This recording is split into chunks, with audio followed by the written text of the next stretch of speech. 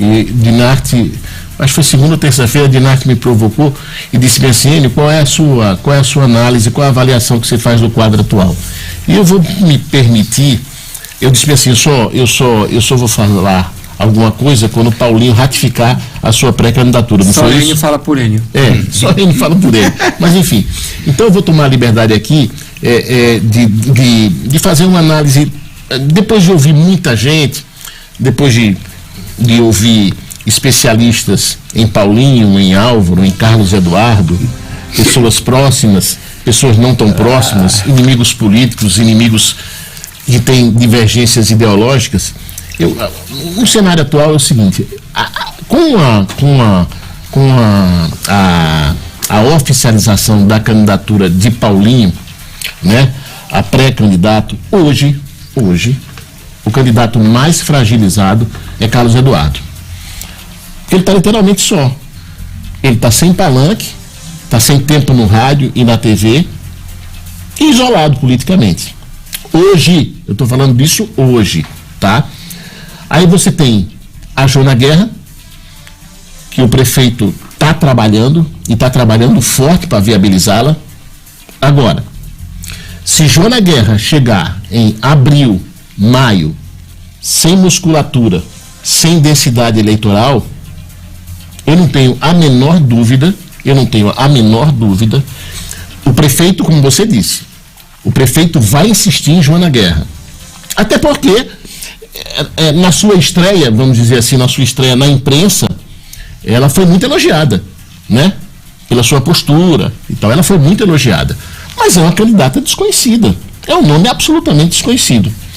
Mas eu acho que Álvaro vai com ela até abril, maio, às vésperas das convenções. Álvaro está fazendo pesquisa a cada 15, 20 dias. Tanto pesquisa qualitativa quanto quantitativa. E o que é que algumas pesquisas dizem? Isso aí eu tive acesso a algumas pesquisas. Paulinho com apoio de Álvaro, Carlos Eduardo com apoio de Álvaro, Fulano e Beltrano com apoio de Álvaro. Todas essas pesquisas ele faz questão de colocar com o apoio dele, do prefeito. E todas essas pesquisas têm os números. Então Álvaro está se orientando, está se baseando por essas pesquisas. Se chega maio e a Joana Guerra não tem a capilaridade, não tem a densidade, não tem a musculatura eleitoral que ele imagina, ele vai procurar quem? Carlos Eduardo. Só resta Carlos Eduardo. E aí, Carlos Eduardo vai continuar, sim, fragilizado. Porque até lá nada vai mudar. Paulinho vai continuar pré-candidato, Natália Bonavides vai continuar pré-candidata, né? Álvaro vai insistir com Joana, e o Carlos Eduardo vai continuar isolado, politicamente do jeito que está. Álvaro vai chegar para Carlos Eduardo e vai dizer bem assim: ó, você está assim, você está assado, você quer ser, eu posso lhe apoiar. Mas aí, eu queria que você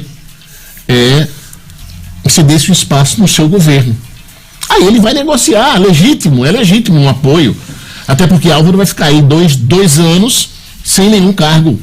Aí ele vai negociar com Carlos Eduardo. Carlos Eduardo fragilizado, sem palanque, sem tempo na TV, sem tempo na televisão e sem um apoio político, um apoio político robusto. É claro que ele vai aceitar o apoio de Álvaro Dias. O próprio Paulinho disse que aceitava conversar com Álvaro Dias. Então Álvaro Dias vai ser o fiel da balança. E aí o que é que vai acontecer? Se Álvaro Dias cai no colo de Carlos Eduardo, aí Carlos Eduardo se agiganta. Eu estou dizendo isso por causa de pesquisa, eu não estou falando isso na minha cabeça. Carlos Eduardo se agiganta. O que a gente tem que ver agora, a partir de agora, é o seguinte: com a entrada de Paulinho no tabuleiro eleitoral, como é que vai ser? Porque até então, todas as pesquisas, Carlos Eduardo está ali com 25, 26, 30, 31, 28, né? Com a entrada de Paulinho Freire, que aí eu imagino que existe uma interseção de votos aí, né? Pelo menos na chamada classe média e classe alta, vamos ver como é que vai se comportar essa preferência por Carlos Eduardo. Mas eu não tenho dúvida que o cenário vai ser exatamente esse.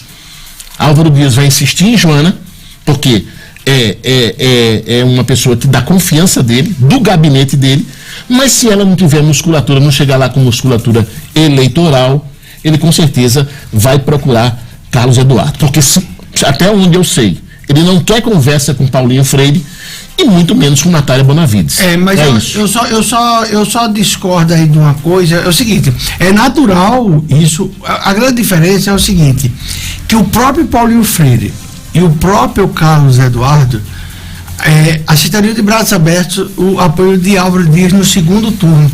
E há uma certeza hoje que essa eleição não vai ser decidida no primeiro turno. Essa é uma eleição de segundo turno. Então o Álvaro pode apostar sim na candidata dele, que tem um jogo de cintura, tem demonstrado ser uma pessoa articulada, e no segundo turno ele cai dos braços de Carlos Eduardo ou nos braços de Natália, ou de Carlos Eduardo ou de Paulinho Freire. Mas tem aí um componente que você não está levando em consideração. Álvaro é um político vaidoso. Vaidoso, eu sei. Entendeu? Ele não vai querer perder nem no primeiro turno. Ele não vai querer perder nem no primeiro turno. Ele vai querer mostrar a liderança dele elegendo alguém.